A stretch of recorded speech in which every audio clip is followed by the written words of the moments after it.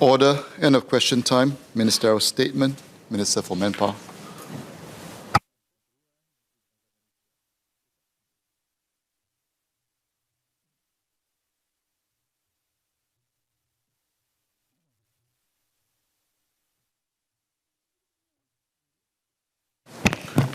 Mr. Speaker, sir, members of the House, I recently announced targeted enhancements to our Work Pass framework to better attract top global talent and experienced tech professionals in areas of skills shortage. Our goal is simple and unchanged: to create more opportunities for Singaporeans at every level of the workforce. At its core, economic development is human capital development. It is the skills, the knowledge, and the ingenuity of a country's people that generate economic prosperity. Businesses attract talent, and with these attributes, local and global. And talent and the teams they develop around them, in turn, attract more businesses and encourages them to grow higher value added and higher value activities. Countries that manage to develop and anchor talent benefit from this virtuous cycle, which benefits everyone in the workforce. Those that don't stagnate and worse, fall behind. Getting this right is all the more critical for Singapore, where people are our only real resource. Many countries know this, and they are playing an offensive game. They have populations larger than ours, but they are still going out of the way to court global talent. PM mentioned Germany and the UK in his National Day rally speech. These are just two examples. Australia and the UAE have also launched talent visas of their own. And within the last month, countries much nearer to us, such as Malaysia and Thailand, have done the same.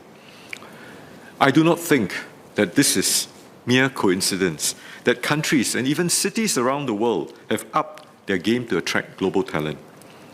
They know that when it comes to talent, you can never have enough because of the virtuous cycle that I talked about. In this race, Singapore is coming from a position of strength, but we cannot stand still. As we move to create a high-value, inclusive, and a more sustainable economy, there are many opportunities for us to capture, be it in the green sector, in AI, or in fintech. And to do that, we need to attract the best from around the world, even as we do our utmost to develop local talents in each field. These are the rainmakers of the world, whom we hope to bring to Singapore so that we can tap on their networks, we can grow teams around them, and learn from their expertise. And through these efforts, we can level up our industries as well as our workforce. Members of the House appreciate this. The questions raised on the recent enhancements to the Work Pass framework across 24 parliamentary questions generally seek more details on the targeted enhancements to attract global talent and our ongoing efforts to develop our own local talent pipeline. These are important and valid questions, and I thank members for them. As part of my ministerial statement today, I will address oral questions 1 to 18 from today's order paper, as well as questions filed by Ms. Rachel Ong, Mr. Patrick Tay, Associate Professor James Lim, and Mr. Don Wee for the sitting on or after 13th September. I would like to invite all members to seek clarifications after my statement and consider withdrawing the questions filed for future sittings so that we can address this issue in the same sitting. Let me start by recapping the 4 targeted enhancements to our Work Pass framework. First, a new Overseas Networks or Expertise Pass, I will call it ONE Pass for short, for talent earning at least $30,000 in fixed monthly salary, comparable to the top 5% of EP holders, or with outstanding achievements in arts and culture, sports and research and academia. Second, a new benchmark pegged to the top 10% of EP holders for our existing schemes, namely the exemption from the Fair Consideration Framework, or FCF, job advertising requirements and compass, as well as salary criterion for the Personalised Employment Pass, or the PEP. Third, restoring the FCF job advertising duration from 28 days to 14 days with effect from 1st September 2022 and improving the processing time of EP applications. Lastly, the option of a 5-year EP to experienced professionals filling tech occupations on the Compass Shortage Occupation List. These are highly targeted enhancements. They are aimed at attracting top talent in diverse fields and experienced tech professionals in areas of skills shortages. They build on our efforts to improve the complementarity and the diversity of our foreign workforce. The enhancements will also aim to build significant first mover and sustainable competitive advantages in new growth areas to keep us ahead of the competition. I will address questions raised on each move in turn. On the ONE Pass, members have sought clarifications on the privileges, the criteria, safeguards, expected numbers, as well as impact on local employment outcomes. Mr. Leong Man Wai has asked, what would make the ONE Pass more attractive to talent compared to the Tech Pass?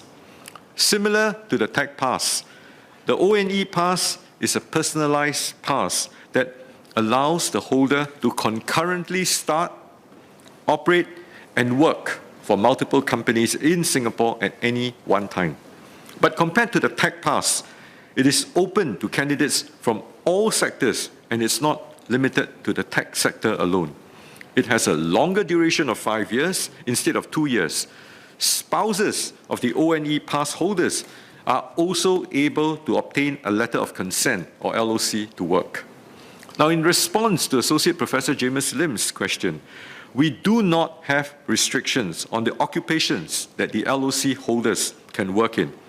This is generally the same approach for all other work pass holders, including dependents working in Singapore.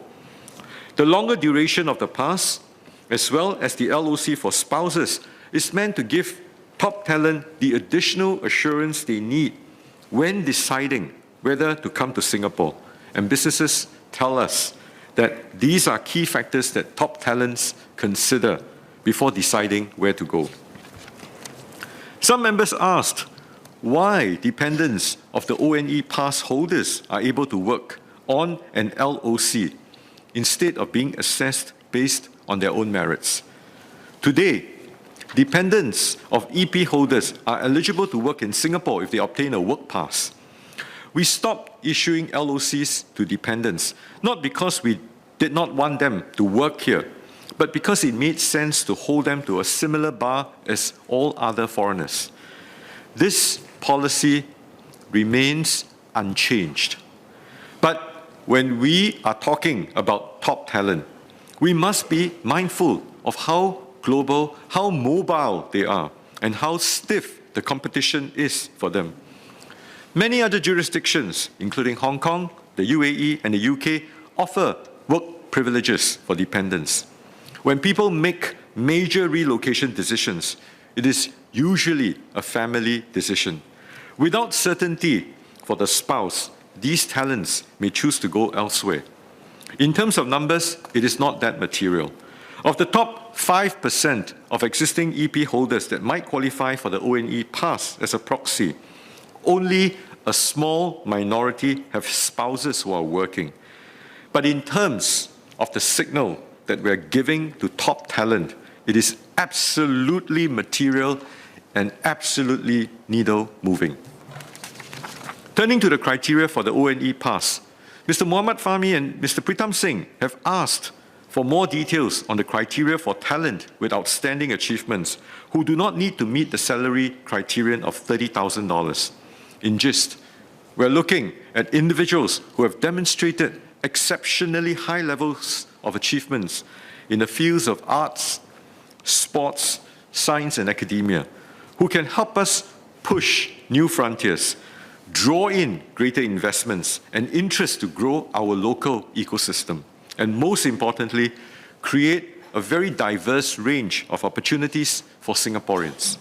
In the case of sports, for example, it would include current and former world-class top-ranked athletes who may wish to set up their commercial operations or training bases in Singapore, from which our own local athletes, coaches, and sports ecosystem can benefit. The Ministry of Manpower will work with sector agencies that are experts in these domains, such as MCCY, NAC, MOE, and NRF, to identify such exceptional talent. Others, such as Mr. Gerald Giam, asked whether the 30,000 fixed monthly salary criterion can be drawn from multiple employers. In general, the fixed monthly salary of $30,000 must be from one employer. This helps us ensure that the candidate has played or will be playing a meaningful role in a company. For overseas candidates, the previous or prospective employer must also have a market capitalization of at least $500 million US, or an annual revenue of at least $200 million US. I think most people would agree with me that $30,000 is indeed a high bar. But some worry that there could be potential abuse of the new ONE pass. Mr. Desmond Chu, Ms. He Ting Ru, Mr. Patrick Tay, and Mr. Yip Hong Wing have all asked about the checks that would be in place to prevent abuse or fraudulent applications. In general, the vast majority of employers and businesses are honest. They take our policies, they take MOM seriously, and they know that there are grave consequences if they submit a false declaration. Nevertheless, we will take precautions as we roll out this new pass that offers more privileges, and we will put safeguards at two levels. First level, we will carefully vet all applications. Today, MOM already conducts back-end checks to sieve out potential cases of false salary declarations. This includes scrutinizing applications from companies with a limited track record and asking for more documents to verify that the salary declared will in fact be paid. This will also be applied to all ONE pass applications.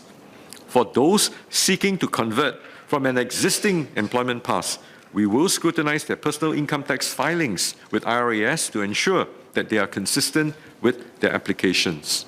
For overseas candidates, we will further assess their company's market capitalization and revenue based on verifiable sources, and the economic agencies will support MOM in this endeavor.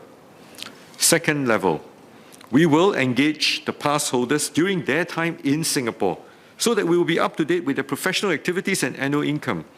This will factor into our assessment on the eligibility for renewals. Now, Ms. Hazel Pua asked why we do not impose a time limit requiring ONE pass applicants to remain employed. Now, let me be very clear. The ONE pass is not meant to be abused as a visit or travel document. MOM reserves the right to cancel the pass if there are extended periods of economic inactivity with no good reasons.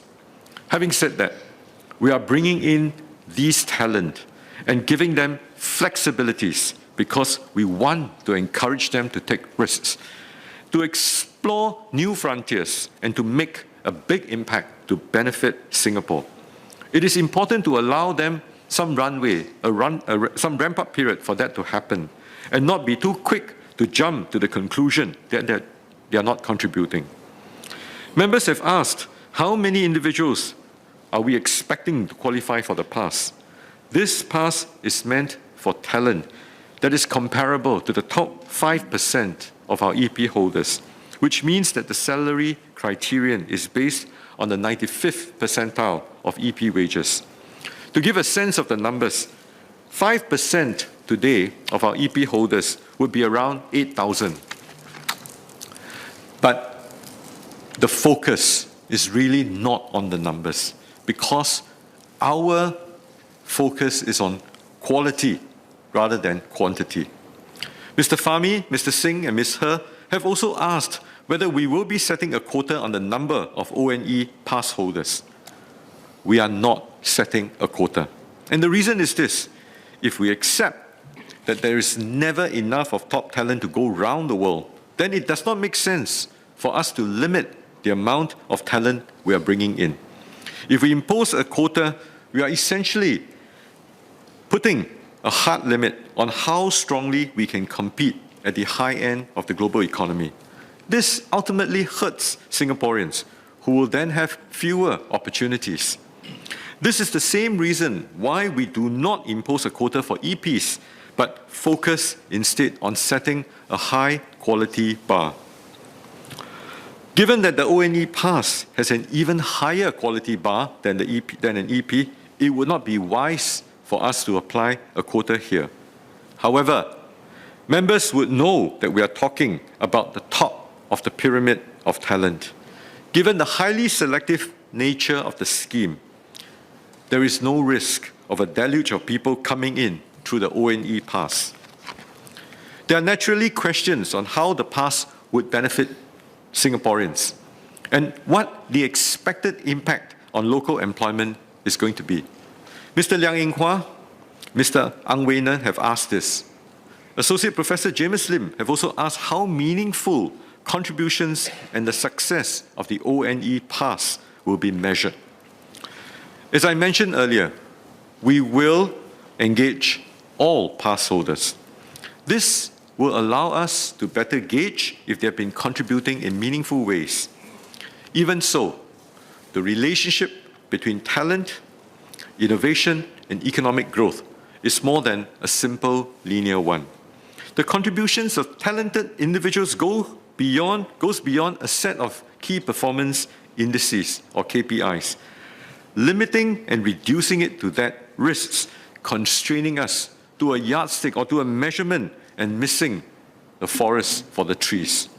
Some pass holders may be employees, making it possible to bring a new business unit to Singapore or grow a new line of business.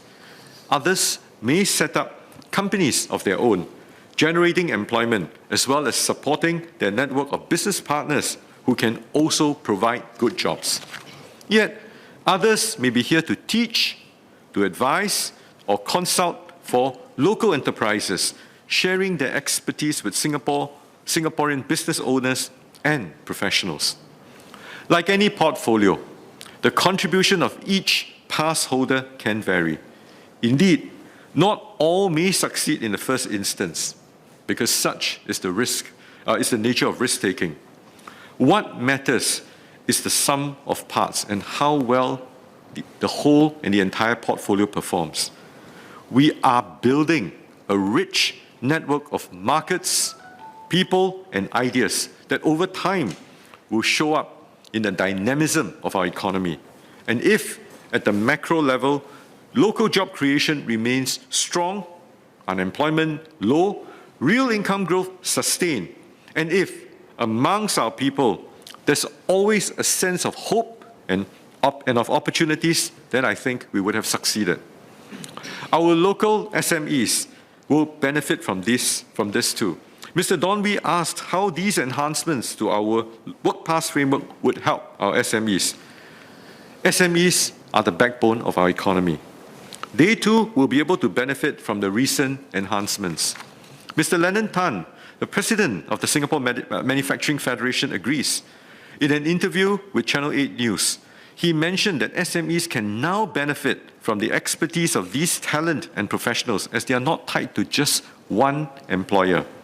Indeed, some SMEs could benefit from directly hiring the ONE pass holders, while others could tap on the pass holders' expertise through consulting services or inviting them to join their boards. Just as importantly, a vibrant, growing economy will create more business opportunities or build a new ecosystem for our SMEs who may be partners, contractors, suppliers, or service providers. This may be in the up-and-coming sectors, such as the green economy or fintech, where there will be new cheese for our SMEs.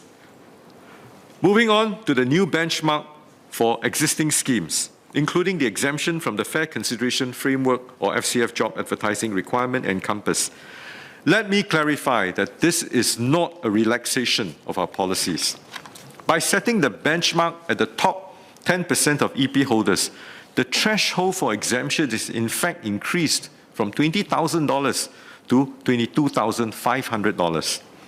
What this aims to do is to set a clearer benchmark for existing schemes.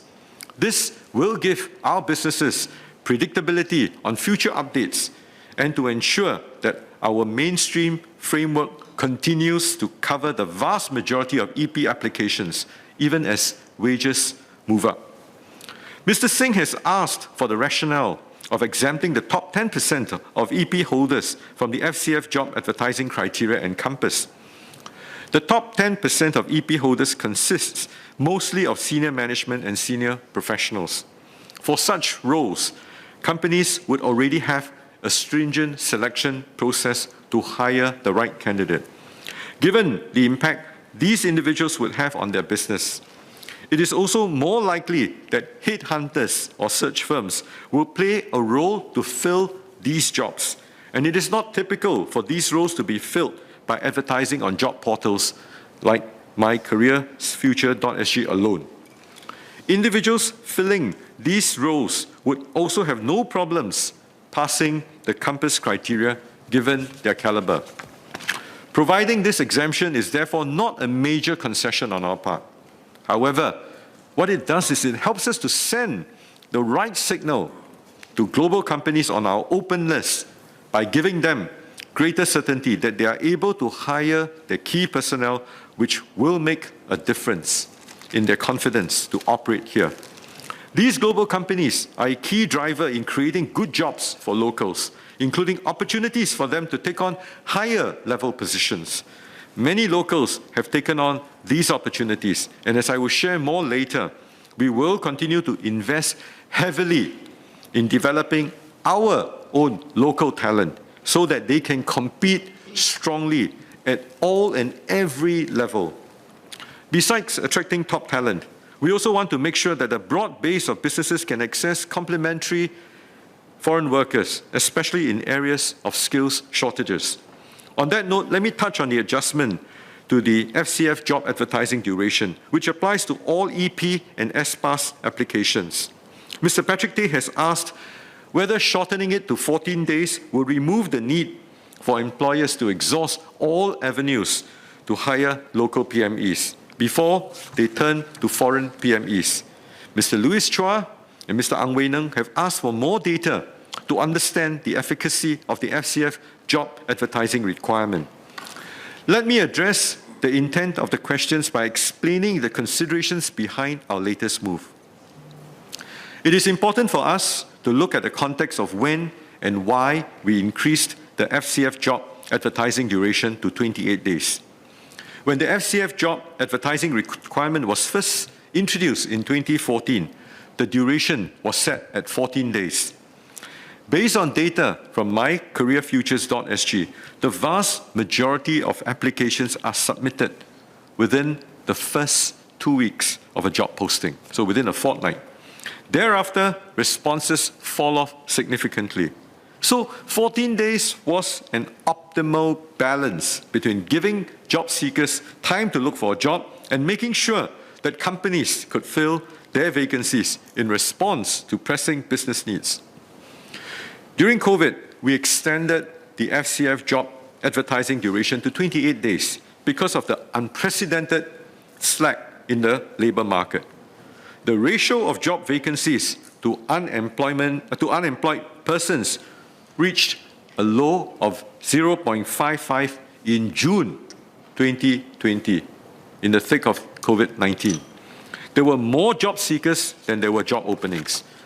We wanted to give local job seekers more time to respond to job openings and employers more time to evaluate the increased number of applications. The situation has since reversed. The ratio of vacancies to unemployed persons has risen in excess of 2.4. So from 0.55 now is in excess of 2.4. there are now more jobs than there are local job seekers. Companies, including local enterprises, have been giving feedback that in the tight labor market, the 28-day requirement is causing them to lose good candidates because they are unable to offer them employment contracts quickly. So it is timely to adjust the job advertising period back to 14 days.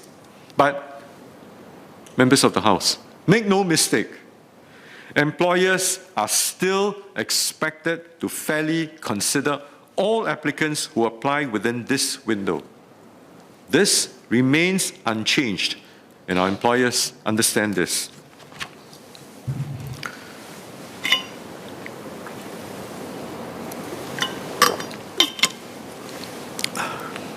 Last but not least, let me touch on the option of a 5-year EP introduced for experienced tech professionals in areas of skills shortages. Ms. Rachel Ong asked if this option of a 5-year EP could also be extended to non-tech professionals in the sustainability sector.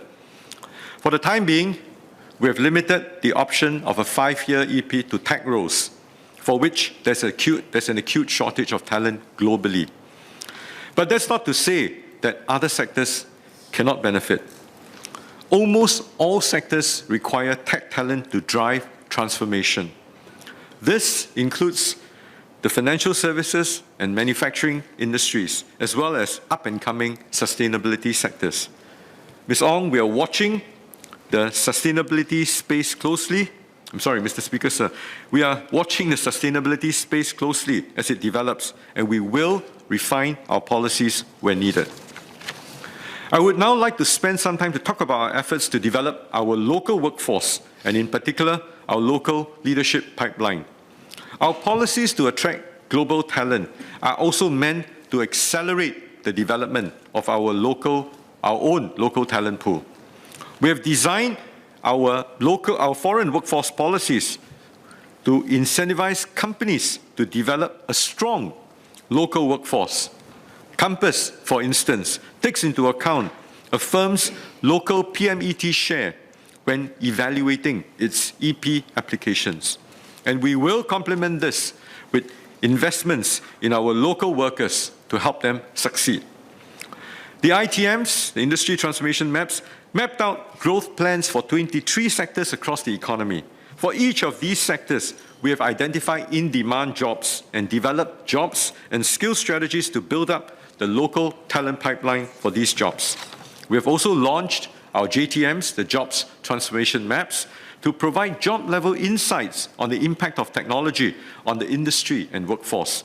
With these insights, companies can redesign, they can enhance their job roles and equip their workers with the skills needed for these roles. Working closely with industry and unions, the government has spared no effort to help employers and workers to upskill and to reskill for jobs of the future. A wide range of programs are offered by Workforce Singapore, Skills Future Singapore, and the various sector agencies to support training.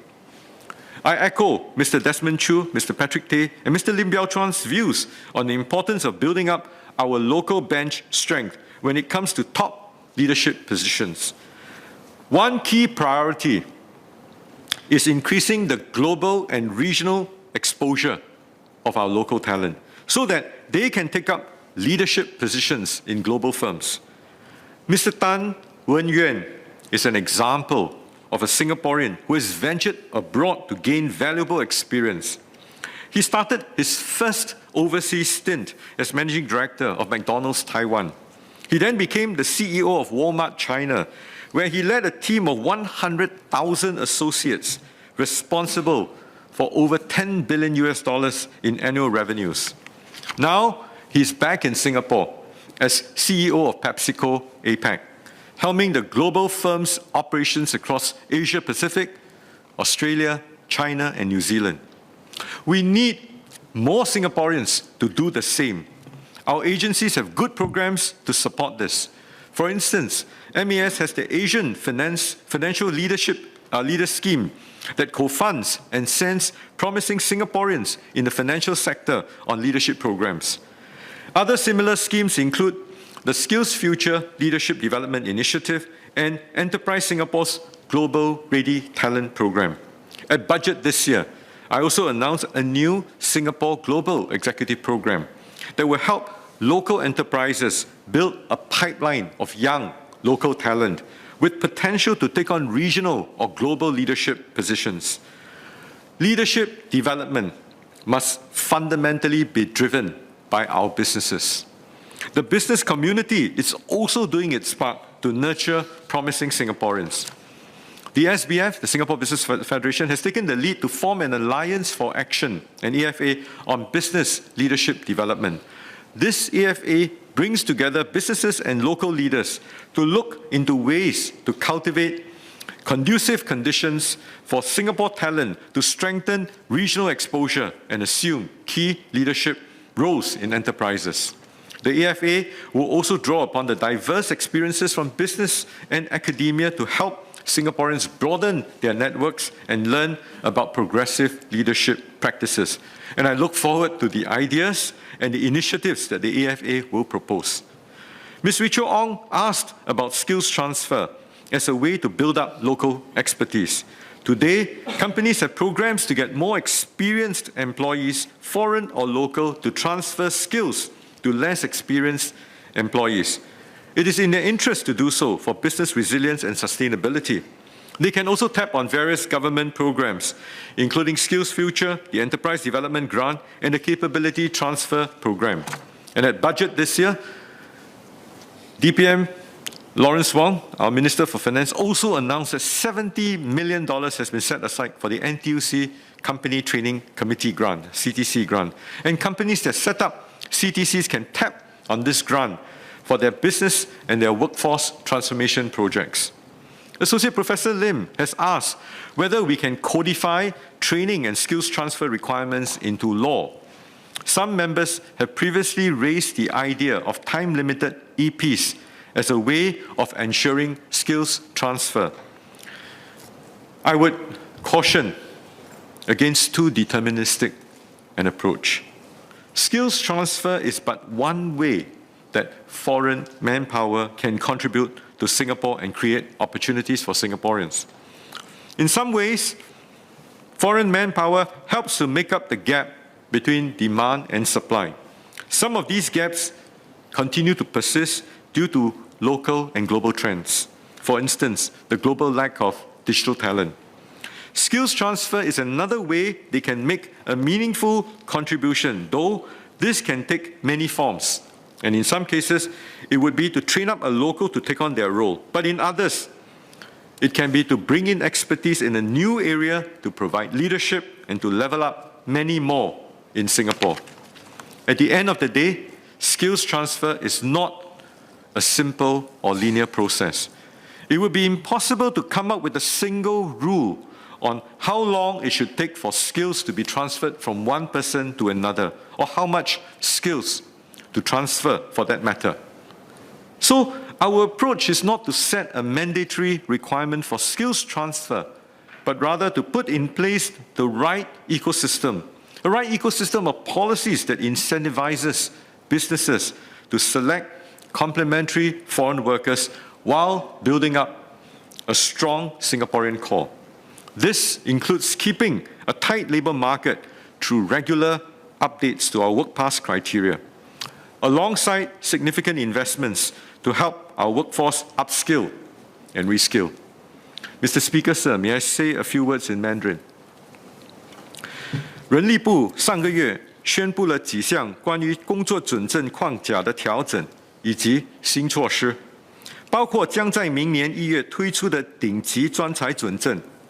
推出这个准证是为了吸引来自各领域的顶尖人才，借此培养我们本地的人才，巩固新加坡作为全球人才中心的地位。顶级专才准证的薪金门槛为月薪3万元，相等于头5%的就业准证持有者。在文化艺术、体育、科技和学术方面有卓越成就的人才也能申请这个准证。顶级专才准证的有效期为5年，比其他工作准证来得更长。广纳贤才是古今中外的人才战略。在《三国演义》中的刘备，善于结交天下豪杰，先以张飞和关羽、桃园结义，后又三顾茅庐请出诸葛亮。刘备恃才过人，将各有才能的文官武将组织成一支出类拔萃的团队。在赤壁之战，刘备就和孙权联军，以少胜多，打败了曹操强大的军队。